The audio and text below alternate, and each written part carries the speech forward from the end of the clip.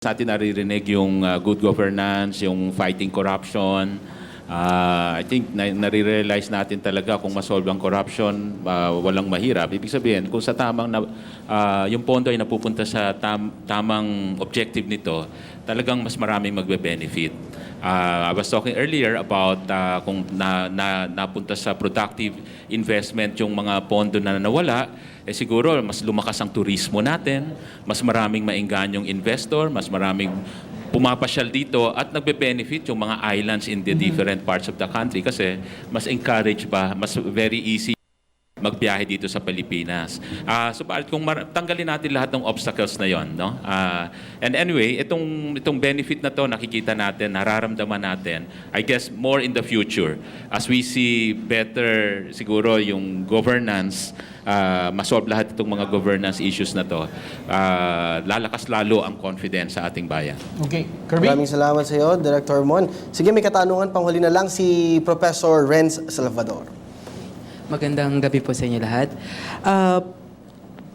Para po kay Director Angelica Cayas, sinabi po kanina ni Director Ramon Lopez tungkol sa turismo.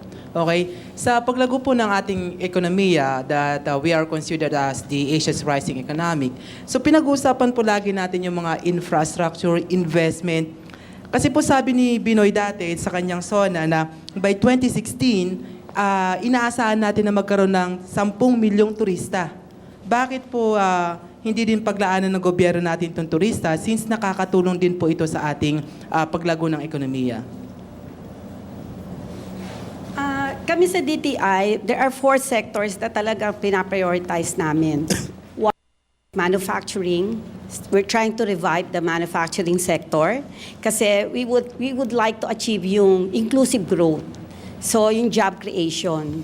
So, sa manufacturing, there will be a lot. Kasi, like for example, yung ITBP o natin, ito yung mga professionals, yung mga college graduates or ano.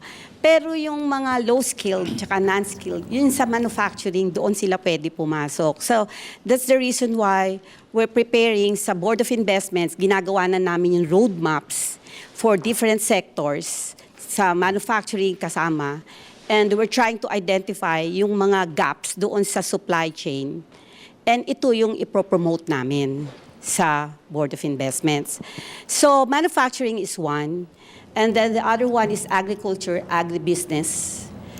And other one is infrastructure. And the last is tourism. Pero more on infrastructure. Kasi even the President said, how could we promote tourism, yung mga in terms of tourist arrivals, kung yung infrastructure hindi in place? Yun ang kulang natin yung infrastructure. Kasi we're 7,000 islands. Di ba?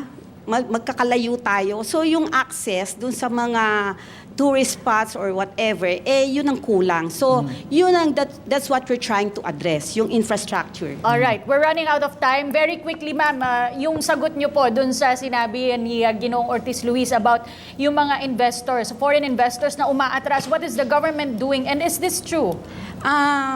Kailangan talaga kasi there's the stability ng policy. Hindi nagpapalit. So, and also, yung sinabi nga niya na we're trying to do some, yung amendments. In fact, yung economic, that's the reason why we're pushing for yung economic provisions sa Constitution to liberalize nga yung foreign investment. And also yung, like for example, doon sa foreign investment negative list, yung practice of profession. Okay. That's what we're trying to liberalize. So, we're doing a lot of things na para to make doing business in the Philippines easier. Yung economic provisions ng ating konstitusyon po ba ang solusyon dito? Ito po bang ating mga negosyante ay handa? Itong ating pera na pupunta ba sa tama? Pero napaka-positibo kasyon ngayong gabi, Cathy. And with that, hinga na natin ang kani-kanila mga huling mensahe, ang ating mga panauhin. Umpisahan natin kay Emil Ligacion, isang economic student ng University of the Philippines. Una po sa lahat, marami pong salamat sa pag-imbita po sa akin sa programang ito. Pangalawa po, happy finals week po para sa mga taga-UP kasi finals week po namin ngayon. Bale po, sige po, huling mensahe na lang po para sa atin lahat. Unang-una po, maganda po ang pamamalakad ng ating gobyerno ngayon sa ating lipunan. Maganda ang mga opportunity na pumupunta sa atin ngayon. Kailangan po natin gawan ng paraan para magamit talaga to ng maayos. At dapat rin sanang baguhin yung pag-iisip ng tao na pagkadepende sa gobyerno patungo sa sariling pamamaraan tulad sa pag-engage sa negosyo, tulad nga ng mga nasabi ng ating mga kasama po ngayon. Pangalawa po, kailangan rin po natin na ma-shift yung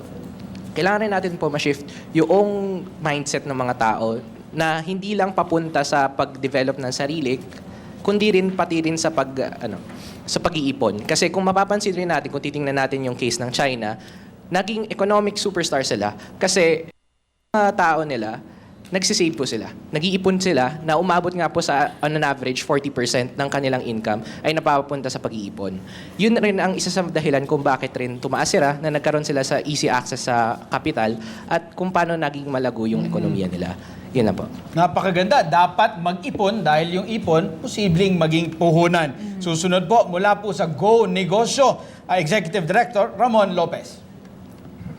Okay, para lalo pong mag-benefit tayo dito sa sinasabing Pilipinas Rising Star, ang panawagan po namin talaga ang revolution. Ito ay peaceful revolution. The revolution should come from within. Sa atin, bawat isa sa atin.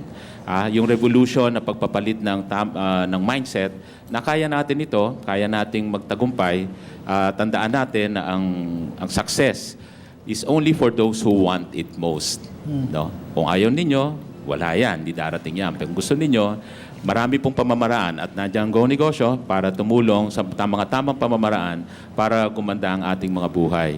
At pangalawa, kailangan talaga belief natin na ang Pilipino ay hindi destined to be poor. No? So, tayong lahat talaga magtulong-tulong. Again, para sa yung maging lalong rising star ang Pilipinas. Salamat po.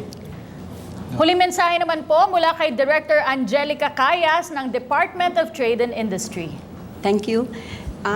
We're very optimistic that this strong investor confidence manifested by the increasing investment inbound missions being facilitated by the Board of Investments will be sustained for the next few years.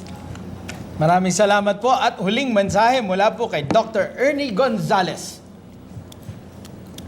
Bilang taga-akademya sa bansa at walang interes sa mga pinag-uusapan natin, gusto kong gamitin ng analogy ng isang pamilya na ang isang pamilya kung saan ang magulang ay iginagalang ng mga anak dahil sa kanilang ginagawa. At ang magulang ay mayroong pagtingin sa bawat isa sa pangangailangan ng anak. Malayo ang mararating ng pamilya na yan. Ganon din ang bansa. Salamat po. Thanks for inviting me. Maraming Thank you. salamat po. Huling mensahe naman po kay Chairman ng PCCI, Ginoong Sergio Ortiz Luis. Ito lahat na pinag-uusapan natin na to, investment, export, ang patutunguhan nito talaga, job creation. Ang ating bayan susulong lang pagka talaga ang majority of our working force are gainfully employed. Kayo mga estudyante, sabi ko nga, yung mga sinasabi natin, yung mga upgrade yan, kung hindi natin kukumbersa rin, para lang na gumraduate kayo mataas ang grade, at the end of the day, wala kayong trabaho. So, importante talaga, everybody should pursue job creation. At last message, panghuli pong guest natin at nagpapasalamat po tayo sa Department of Finance for giving us figures at yung very positive na report. Yusek Hill Beltran. We want to sustain the rapid growth in the economy, and with that, we should be doing more reforms to improve our economic sectors. Sa aming banda, pag-igihin namin ang pangungulekta ng buwis para mas maraming tayo may budget for infrastructure. Yun ang pinaka-importanting part ng ating budget. Thank you.